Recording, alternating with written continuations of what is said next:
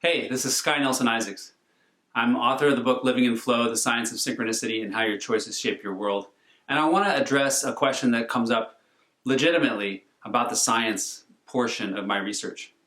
I do research in quantum foundations, which is a study of quantum mechanics at the foundational levels. Like, what does it really mean? What is the worldview that quantum mechanics really implies? What are the physics of space and time at a fundamental level? I don't do experimental work or that kind of thing, which is really looking at how to apply it to practical use in experiments. But there are experiments that can be done to verify quantum foundations, and this is done every day in the field. So my work is trying to understand some of the holes in space and time in our understanding of the physical reality that might lead to things that we haven't previously really understood.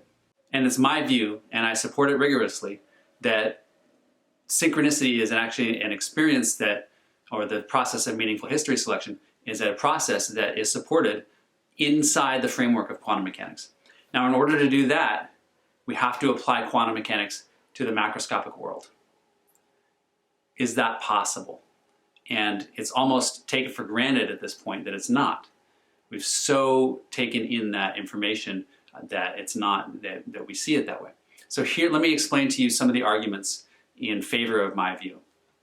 And my view is what's called relational, the relational view of quantum mechanics, where the relationship between a measuring device and the thing being measured, a relationship between you and the thing you're observing, is the context in which a specific measurement result occurs.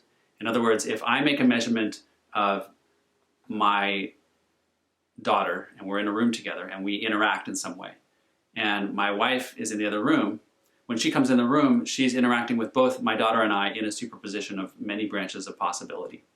In other words, there are many possibilities for us, even though we've interacted with each other and clarified what state we are each in relative to each other. When somebody else comes in the room, they're interacting with both of us as this branching tree of possibilities.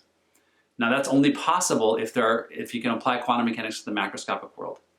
So let me give a brief history.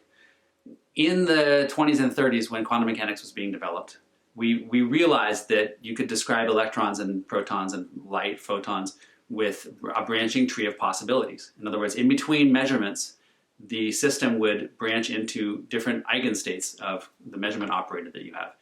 There are many possibilities that would unfold until you looked. And when you looked, you would get a definite result. But it was very evident from the experiments that this mathematical idea of a branching tree of possibilities described well what was happening when you weren't looking at the electron. So quantum mechanics is essentially the study of what's happening in the world when you're not looking.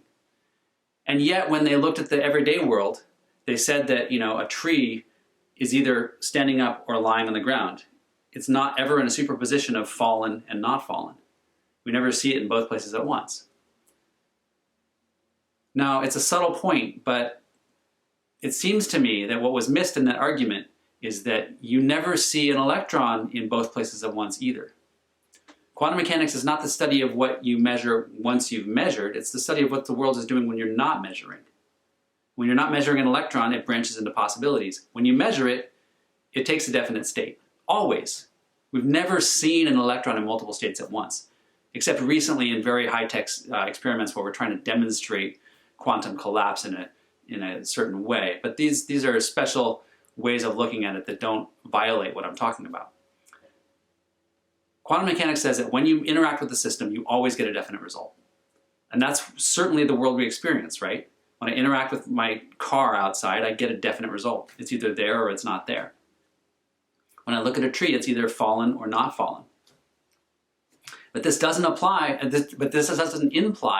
that prior to looking, it wasn't describable by a combination of both possibilities, just the way that an electron is in an atom or in a Stern-Gerlach device or whatever measurement you're doing on the microscopic level. So we assumed that we should see a certain thing in the macroscopic world if quantum mechanics applies. We assumed that we should see many things in multiplicity, branching trees of all the possible states of things, And that would be very confusing. We obviously don't see that. We see what we call a classical world. But what would we expect to see? We would expect to see, if quantum mechanics applied to the everyday world, we would expect to see a world just like the one we see today. Every time we turn around, we observe something, there's a definite reality.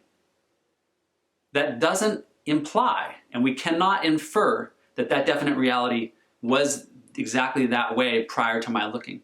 The only information we have about that is information we gather from other sources, other people in the room, or our cell phone if we're videotaping it. So there's this rule called consistency, where the mutual interactions and mutual observations we make of our mutual environment must agree. It's like a conspiracy of correlations. If I'm standing and you're looking behind me, you're correlating yourself with what's behind me, and I'm correlated with you.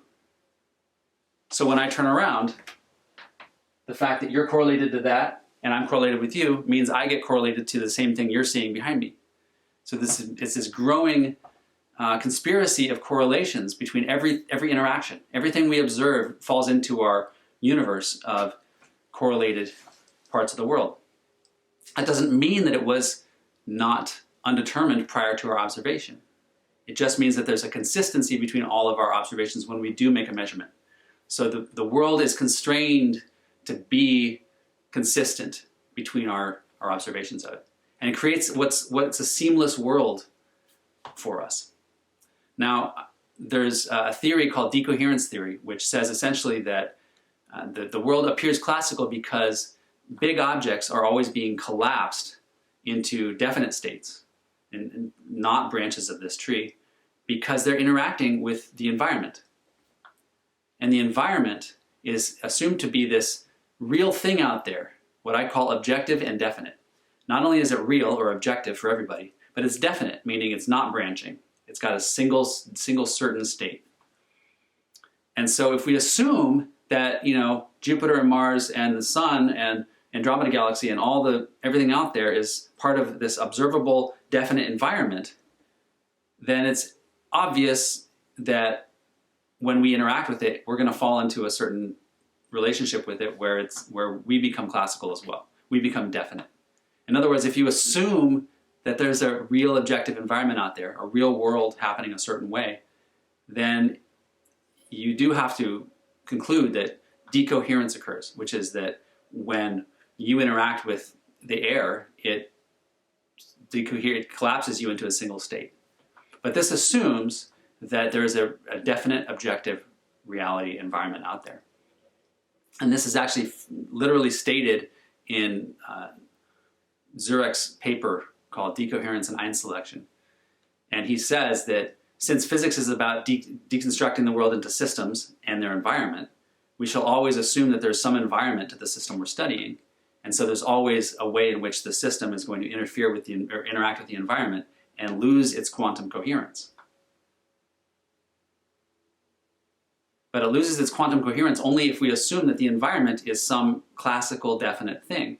If the environment is a quantum tree of possibilities, then the system, us, or the tree or the car, interacts with the environment and it just branches into a larger correlation or network of possibilities. So it's admitted in the actual formalism of decoherence theory that the theory assumes a definite objective environment. And that's precisely what the relational model says is not true. There is no objective definite environment. There is simply the relationships between all of the elements of the universe interacting with each other. Now this leads to really hard to stomach things, like the fact that behind me, what's going on for me is undetermined unless I have information about it, even though you're seeing it right now. But these are all consistent with the model. It just challenges our notion of what is common sense about the world. Einstein famously asked, do you really think the moon isn't there when we're not watching? The answer in this model would be, well, it's not that the moon isn't there, it's that it's evolving into many possibilities. There are craters being generated on the moon in some of those possibilities by meteorites. And in some of them, there's not. And that is, it's not that the physical reality doesn't exist when you're not looking at it. It's that it's evolving into many informational possibilities. But there's nothing in that that is contradictory to what we observe on a daily basis. And I hope that you've got some sense of how I legitimize the study of macroscopic quantum mechanics. Thanks a lot for watching.